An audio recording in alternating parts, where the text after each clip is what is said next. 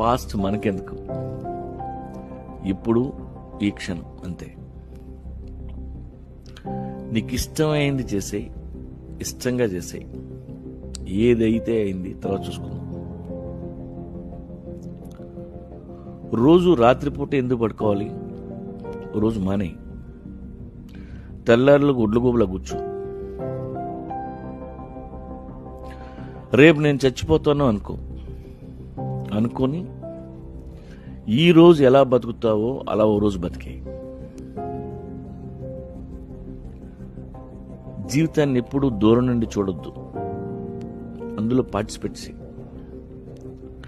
ఆ డ్రామాలో మనం కూడా ఉండాలి. Eat healthy, stay healthy. ఒక 2 రోజులు నిన్ను నువ్వు పొగుడుకోడు మానే. టాలెంటెడ్ పీపుల్ కోసం వెతుకు, వాళ్ళని అప్రిషియేట్ చేయి, క్లాప్స్ కొట్టు, విజిల్స్ చేయి. లైఫ్ అంటే మనం ఒక్కడమే కాదు, చాలామంది ఉన్నారు. అందరినీ